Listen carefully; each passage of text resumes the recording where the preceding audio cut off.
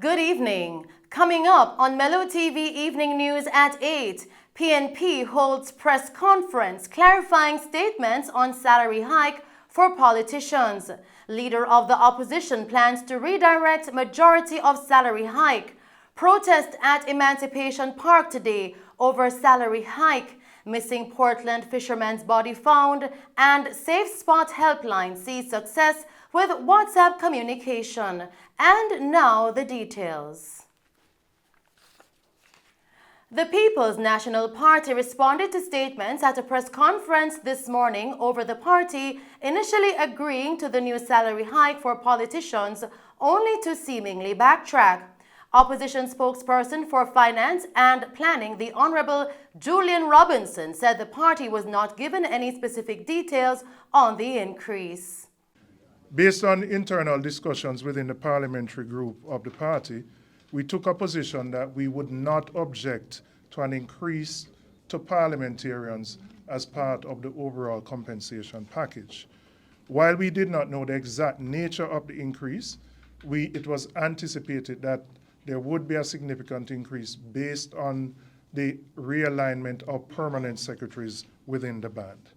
We didn't know the exact nature because no details were shared with us prior to going to Parliament on Tuesday.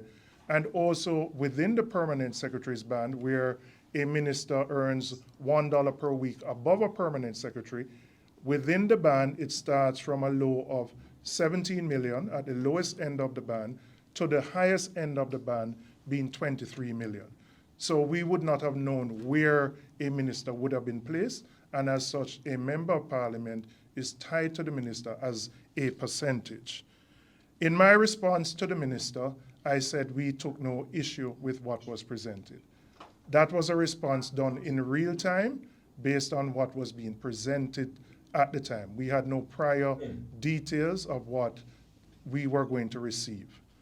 Robinson said the increase was higher than anticipated because of band disparities and a lack of resolution for some public sector workers. Fourth, so there's a wide disparity within that band.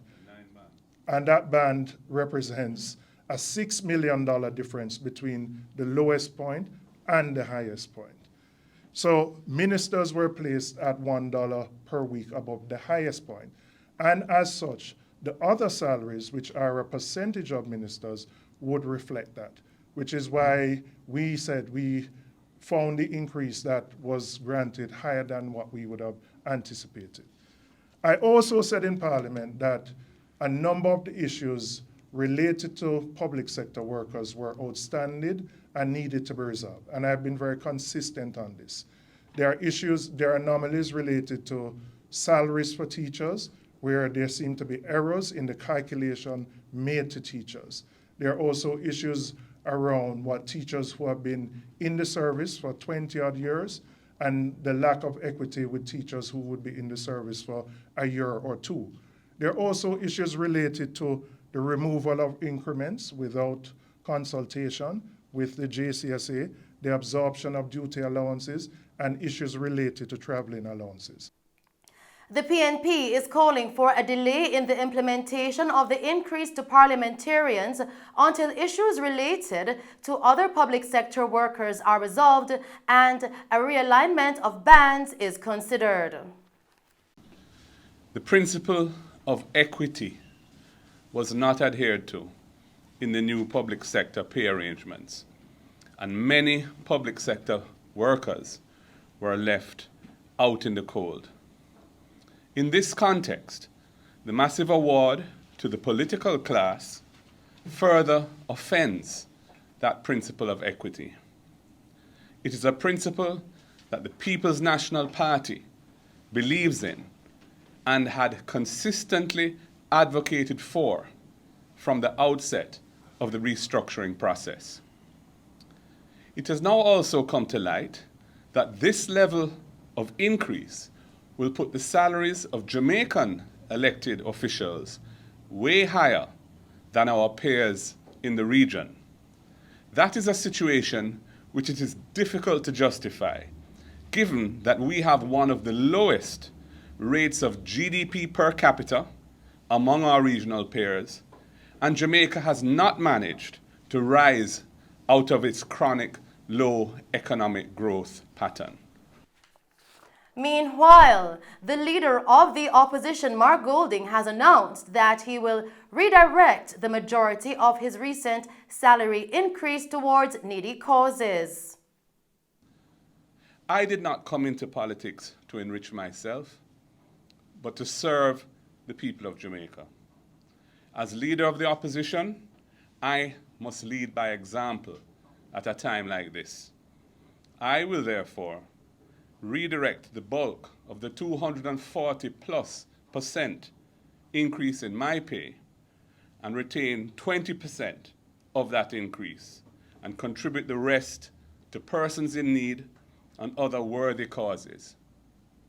I intend to do this until the outstanding grouses affecting the public sector workers arising out of the restructuring have been satisfactorily addressed.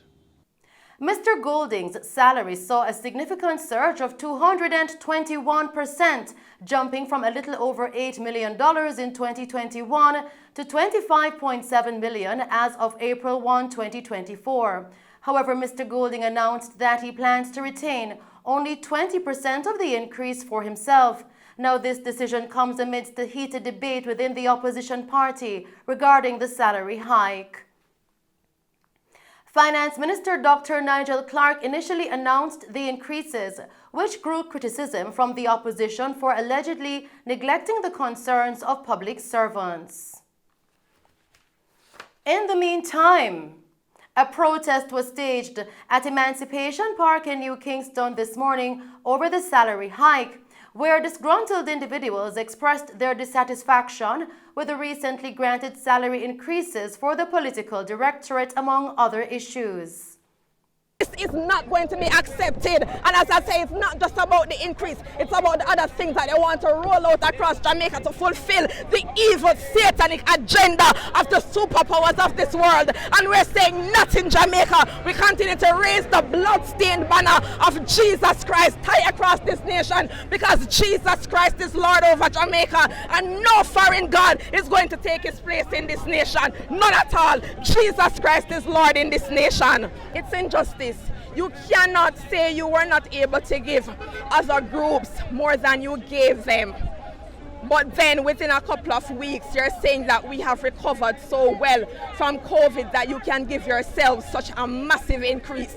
I don't think anybody's against increase, because if you're working somewhere, over time increase is expected, but it's the vastness, the massiveness of the increase that we're talking about, while other people are suffering. And I mean people who are working hard, nurses, teachers, police officers, putting their lives at risk for the people of this nation, and they cannot get the increase that is really they're deserving of. It is unjust, it is unfair, it is wicked, it is evil. The protesters, consisting of youths, clergy members, and activists, argue that the hike is unfair and poses a significant burden on taxpayers. One of the protesters, a teacher, Jessica Lamy, expressed her frustration. All right, so we felt it was not justified for the minister and his cabinet to get a 300% increase, while teachers barely scraped and were forced to sign a wage agreement that left us with less money taking home than we were before. And at the end of the day, the justification is that they did their research and they have recovered from COVID. But look at it, the health sector has declined by 22%. The last time I checked, we are the third poorest country in the Caribbean, second poorest country in the Caribbean, per capita if you distribute our money. And yet at the end of the day, persons who are on minimum wage, $13,000 to begin with, they can't survive. You cannot survive. How is it that we didn't have any money to increase minimum wage to a higher amount, but then we are increasing people who are already at PAYE level? How is that fair? Persons who are working for years can't buy a house because they just put a $1 million on it, when at the minimum for a house is $15 million. How that serve our country? That doesn't serve our country. Another protester outlined the lack of integrity and transparency during the compensation review. And I'm out here as a civil servant. I work for government. I live in Jamaica all my life, and I believe truly that this is blatant theft. This is blatant theft. Government is scamming us. They're stealing from us, digging on into their pockets to pay for themselves. Who is evaluating them? We do not know. We do not know. I remember recently a fireman had to climb up on top of the transportation center in Half-a-Tree just to be able to have his voice heard about the horrendous conditions that he works under. Right? No, there are no breaks. They're working 24/7. They don't get paid time off. They're not getting paid leave. This is foolishness. They're taking home $70,000 a month. What can $70,000 do after you don't pay your rent and probably you pay for some food? That is it. Where's JPS money? Where is the water money? Where's the internet money? Where is the kids' money to send them to school? It is foolishness. The protest attracted well-known professional Dr. Michael Abrahams, who spoke out on the increase. I am here as a Jamaican and I feel offended because of what just took place. I think they deserve a raise. The Prime Minister's salary was rubbish.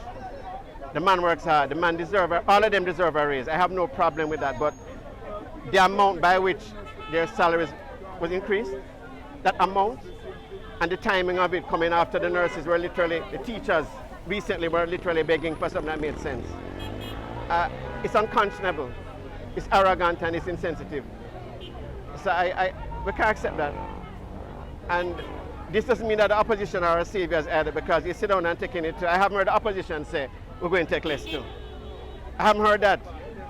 In all fairness, when Bruce Golding became Prime Minister, he took a 15% pay cut. In all fairness. I don't hear the opposition saying, no, we're not going to take all of that. So the system does corrupt. We're in a bad way. But I don't think we should sit down and take this. The St. Andrews Central Police acknowledged the protest and will be monitoring the situation closely. The Belfield Primary School marked a significant milestone with the grand opening of its new computer room. The ribbon-cutting ceremony took place on Thursday, May 11. Michael Calvert, the school's principal, expressed his delight at this accomplishment, highlighting the years of effort spent approaching establishments for support.